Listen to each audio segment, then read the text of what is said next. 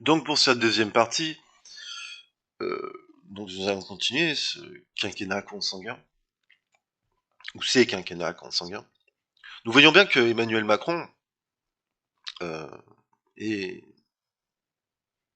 a couché avec Brigitte Macron, a incorporé donc sa famille. Et pourquoi il est interdit de coucher avec une famille qui a déjà été tracée, donc un lien du sang de l'enfant? Parce que dedans, les hommes vont se retrouver face à des enfants qui ne sont pas les leurs, donc des étrangers. Mais des étrangers qui ont déjà tracé leur vie, qui ont créé la vie. Et donc il est évident que l'homme, pendant qu'il couche avec la mère, donc la femme de ce défunt ou de cet être vivant qui a décidé de mentir, de dire qu'il s'est séparé, on ne sépare pas les liens du sang, bien entendu, il va incorporer la famille. Et il y a un risque que les filles, s'il a des filles, que si elles sont dévirginisées, elles vont procréer des vagues sexuelles ou peut-être des excitations sexuelles envers le nouveau père arrivant. Et le père, vu qu'il n'aura pas de notion de distanciation liée, qui n'est pas le père biologique de ces enfants-là, il va se sentir comme sortir avec des étrangères. Et donc, il y a un risque qu'il y ait de la pédophilie, ou des partousses familiales, ou des choses croisées. Le, le faux père vient dans la famille, couche avec la mère, fait des enfants, et il couche avec la fille, ou les filles, et il leur fait des enfants, des attouchements. Et il n'a pas de pouvoir d'autorité sur les enfants de l'autre père, parce que ce sont ses enfants, et ce sont sa biologie, sa procréation. Et donc, il va mêler l'autorité dedans. Et donc, il va induire à l'erreur les enfants. Et les enfants vont être comme contaminés d'un virus, et qui vont sans doute, même clairement, les corrompre. Et vu que cette société, une grande majorité ont voté Macron, donc qu'est-ce qu'ils ont voté? Ben, son acte de consanguinité, que Brigitte, quand elle était prof, et qu'il avait 15 ans, elle a décidé de coucher avec lui, et de faire sa vie avec lui. Et de donner l'héritage de son mari qui est mort, André, à Macron. Et de payer une carrière politique. Et donc, il est évident que tout ce qu'il y aurait de consanguin, tous ceux qui couchent avec la femme des autres et qui profitent de la mort du défunt pour coucher avec leur femme ou leurs enfants, peu importe, dans la consanguinité, il n'y a pas de limite, ni d'éducation, ni de respect. Ce ne sont pas des relations amoureuses de respect. Je ne pourrais même pas mettre le mot amour dedans. Ce sont des relations de haine sexuelle. Et oui, il y a aussi les relations de haine sexuelle. Il n'y a pas que les relations d'amour sexuel. Et pourquoi? Parce que c'est contre nature. Et quand on commet quelque chose de contre nature, et qui est très grave comme ceci, on fait perdre l'éducation, le sens du respect des valeurs, et on devient athée primaire par la suite. Et donc, quand cette majorité vote Emmanuel Macron, ce qu'il se passe à ce moment-là, il vote, non pas parce que c'est un bon président, parce qu'il va faire du bien à la France, non, parce qu'il a commis un acte de consanguinité, d'infraction familiale. Et oui, pénétrer dans une famille qui est déjà formée, une femme qui a déjà porté la vie, ou qui porte la vie d'un autre mari, coucher avec elle, avoir des rapports sexuels avec elle, ou même donner la vie avec elle, fait que, à ce moment-là, nous sommes en infraction familiale. Nous pénétrons et nous permettons d'infractionner la règle familiale d'autrui. Et donc du père, parce que c'est le père qui est le principal. Comme dans toutes les histoires, les mots Adam et Ève. Adam est né de l'argile, du souffle de vie et du sang du Christ. Et d'une de ses cuisses et d'une de ses côtes, il crée Ève. L'homme né en premier, la femme en deuxième. C'est toujours l'homme qui a le sens du devoir, de devoir réglementer sa femme ou ses femmes. Et réglementer sa femme ou ses femmes, c'est accomplir la volonté de Dieu à travers sa femme et à travers soi-même et ses enfants. Et donc, nous posons la question, pourquoi la police se bagarre dans la rue avec les civils?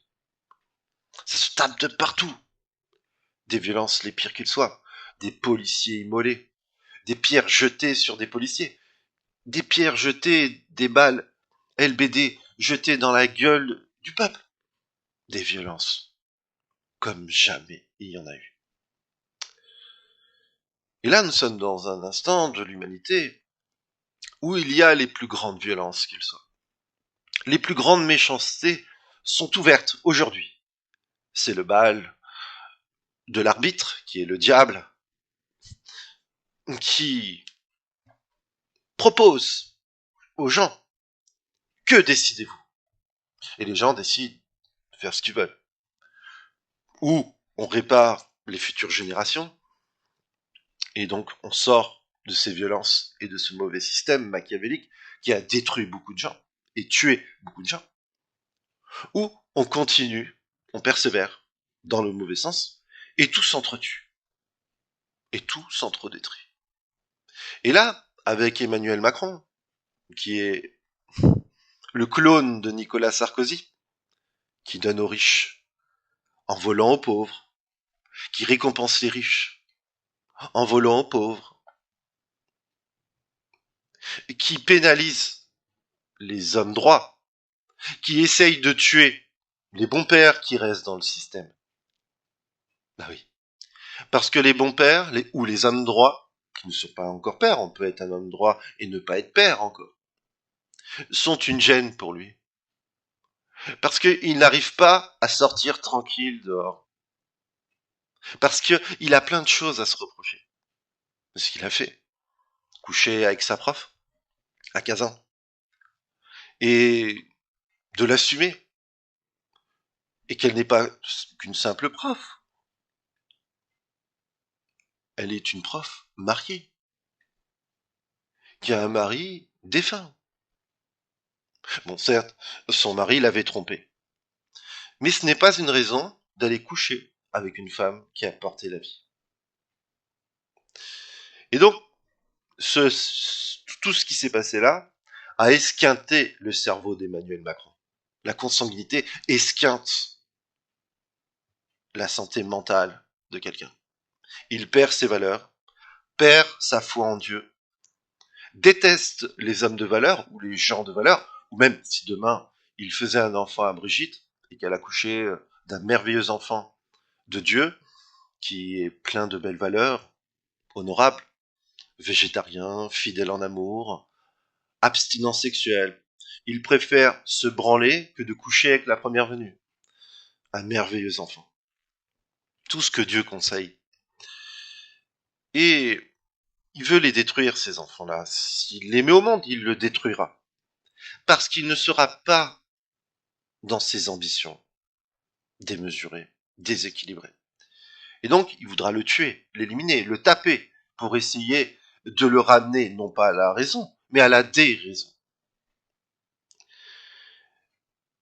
Et donc, cet enfant-là, si Emmanuel Macron le fait naître, il va finir isolé, tout seul, sans travail. Il ne réussira pas, parce que tout ce qui est consanguin dirige le monde. Il n'aura pas de belle voiture, il n'aura pas d'argent, il n'aura rien. Rien venant de sa part, ou de ses droits que l'État lui doit. Rien. Donc, il devra se battre à sa manière pour obtenir sa belle voiture. Et par le côté le plus légal possible. Non pas en vendant de la drogue, en violant des gens, en raquettant des gens, ou en menaçant de mort, ou en tuant. pour s'acheter sa belle voiture. Sinon, ça n'a aucun mérite et ça ne serait pas un merveilleux enfant. Non, cet enfant devra se battre et se battre pour rien. Il se battra contre des moulins à vent, des murs. C'est comme parler dans le vide. Parce que quand les gens ont franchi le seuil de la consanguinité, ils n'ont plus de raison. La raison a disparu. Et donc le pays, aujourd'hui, est dépourvu de raison. C'est pour ça que tout se passe mal. Tout va très très mal. Plus personne ne s'entend. Plein de jeunes sont perdus. Et personne ne s'inquiète. Macron ne s'inquiète pas. C'est-à-dire, le travail ne paye plus. Ça paye plus de travailler. Les handicapés avec la hache, 1033 € pour vivre seul, avec un taux d'inflation au plus fort. Il est même plus possible de se payer une belle voiture. C'est terminé. Ou une belle maison. C'est fini. Si vous aviez encore des économies, voilà, ça sera votre dernière belle voiture. Avec Macron, c'est comme ça. Surtout si vous êtes droit et fidèle en Dieu. Car ce gars-là, il est né pour combattre Dieu et défier le Christ. Et c'est un grand défiant du Christ. J'ai vu jusqu'où il était capable d'aller. Et c'est incroyable. Il m'a stupéfait. Il est totalement incroyable. Totalement hors de la réalité. Déconnecté de toute raison. De toute valeur symbolique. De beauté. Donc, cela me paraît clair. Que vous regardez Sarkozy. Il a volé la femme de Jacques Martin. Qui avait déjà porté la vie. Puis, Cécilia était trop vieille. Trop de rides. Pas potable pour la présenter à l'élection présidentielle de 2007. Donc, il a trouvé l'idée de prendre un sosie de elle qui ressemble approximativement à Cécilia, c'est Carla Bruni, et de lui faire un enfant. Et elle est plus potable que Cécilia parce qu'elle est plus jeune. Mais c'est son sosie similaire, si vous regardez bien. Il voulait un cours de jeunesse. Un cours de jeunesse. Et lui ne se rend même pas compte que lui est vieux aussi. Tu n'es plus potable aussi. Tu es raciste des vieux, finalement. Tu discrimines les vieux. Moi, écoute, je suis vieux, je vieillis. Et je vais vieillir encore plus. Ma femme vieillit aussi. Mais j'accepte. Il faut vivre avec son temps. Accepter que le temps nous ronche. Et être humble. Accepter cette humiliation de vivre. Être droit. Car c'est une épreuve. La vieillesse, c'est une épreuve. Pour savoir qui vous êtes. Pour savoir si vous aimez le bel esprit.